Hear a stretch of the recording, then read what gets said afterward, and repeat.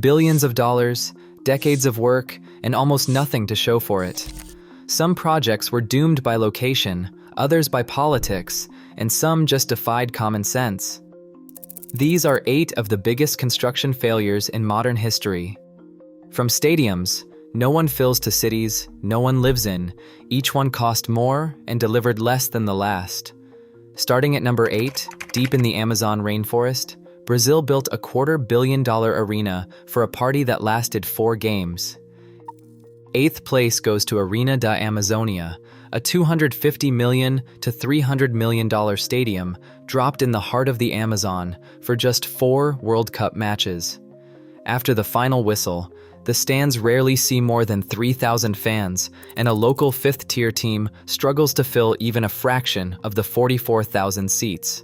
Construction cut no corners. Steel roof segments sailed 3 weeks from Portugal, while the pitch itself had to be spray-painted green to hide dying grass. Today, the arena stands as a monument to short-term spectacle and long-term emptiness. Its maintenance bill, a constant reminder of the cost of chasing global prestige over local need. Number 7. Interstate H-3 slices through the heart of Oahu and through generations of native Hawaiian heritage. With a final bill of $1.3 billion, or nearly $80 million per mile, this mountain highway stands as one of the most expensive stretches of road in American history. Proposed in the 1960s but only opened in 1997, H-3 bulldozed sacred valleys, destroyed temples, and unearthed burial grounds, igniting decades of protests and lawsuits. Many native Hawaiians still refuse to drive the route, warning of a lingering curse tied to the desecration. The highway's legacy is not just fiscal waste, but a deep wound to cultural rights, a price that cannot be measured in dollars alone. Number 6 is Mattala Rajapaksa International Airport in southern Sri Lanka. It was a $210 million gamble, now infamous as the world's emptiest airport. Built with generous Chinese loans and billed with a 1 million passenger capacity, Mattala was sold as a gateway to economic revival. Instead, the terminal sits nearly deserted. Forbes labeled it the emptiest in 2016, with only a handful of flights per week. Herds of elephants have wandered across the runway, and at one point, the cavernous terminal was repurposed to store rice. Security once required a detachment of 300 soldiers, outnumbering the passengers. The airport's Chinese loan terms locked Sri Lanka into years of debt service, and after a 2022 default, the country was forced into a partial write-off. Mattala stands as a cautionary example of how geopolitical ambition and wishful forecasting can leave behind a white elephant and a mountain of foreign debt. Number 5. Ciudad Real Airport in Spain stands as a monument to financial fantasy gone spectacularly wrong. Pitched as a $1.3 billion gateway for central Spain, the airport was built nearly 200 kilometers from Madrid, far from any real passenger demand. The runway stretched long enough for jumbo jets, but commercial flights never materialized in numbers even close to projections. Within 3 years of opening in 2009, the financial wheels came off. Bankruptcy filings stacked up, and in a scene that defies belief, the entire facility was put up for auction with a starting price of just $12,000. Not a single serious bidder stepped forward. Years later, as the world grounded its fleets during the COVID-19 pandemic, Ciudad Real found a brief second life as a parking lot for over 60 stranded jets, hardly the bustling hub investors once imagined.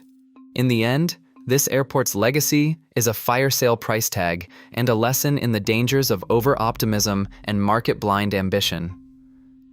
Number 4. Monju Nuclear Power Plant stands as Japan's $8.5 billion monument to technological overreach and secrecy.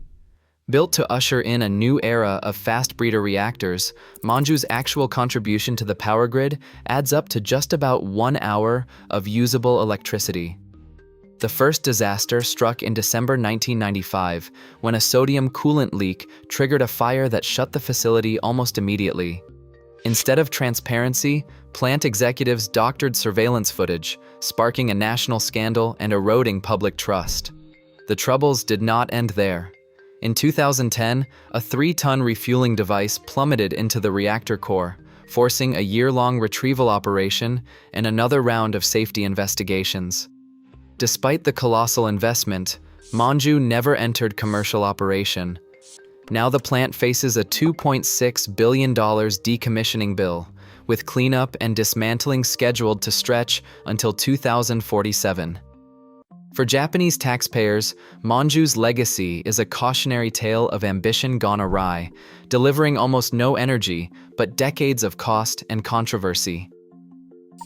Coming to the top 3, Forest City in Johor, Malaysia, stands as a $100 billion vision that faded into near silence. Marketed as a futuristic eco-utopia, the project sprawls across 4 artificial islands, promising homes for 700,000 residents. Today, fewer than 1,000 people actually live there. Roughly 80% of units were snapped up by offshore Chinese buyers, with Mandarin dominating the signage and sales offices. For most Malaysians, Forest City was always out of reach.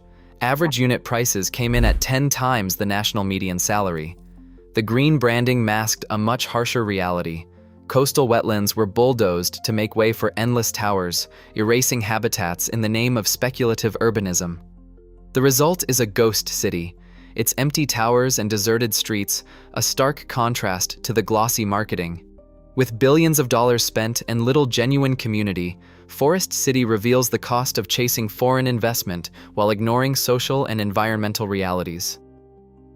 Number 2 is Naypyidaw, a $4 billion capital city that stands as Myanmar's ultimate monument to military excess and secrecy. In 2005, the ruling generals stunned the country by announcing a sudden move from Yangon to a remote plateau, with almost no warning to the public or even many officials. State media later confirmed that an astrologer handpicked both the site and the exact date of relocation, aiming for cosmic favor rather than civic logic. The result is a city 8 times the size of New York, but with a population that barely fills a fraction of its vast, empty grid. A 20-lane ceremonial highway stretches across the city, so deserted that locals joke it doubles as a landing strip. The airport was built to handle 3.5 million passengers a year, yet only a trickle ever passes through its halls. At the heart sits a sprawling 100-room presidential palace and a parliament complex of 31 buildings. The city's daily life remains sparse. There is just one public high school. The astronomical cost, funded mostly by domestic transfers and Chinese loans, continues to drain Myanmar's budget. In the end, Naypyidaw reveals how authoritarian ambition and superstition can combine to produce a hollow city, a capital designed for control, not community. And finally, in first place, nothing eclipses the Ryugyong Hotel in Pyongyang, North Korea, for sheer scale and emptiness. Rising 330 meters above the skyline, this Cold War pyramid was supposed to be the tallest hotel in the world, a symbol of national pride and North Korean modernity. Construction began in 1987, with planners promising 105 floors of luxury, restaurants, and revolving restaurants at the top. But in 1992, as the Soviet Union collapsed and foreign aid evaporated, work ground to a halt.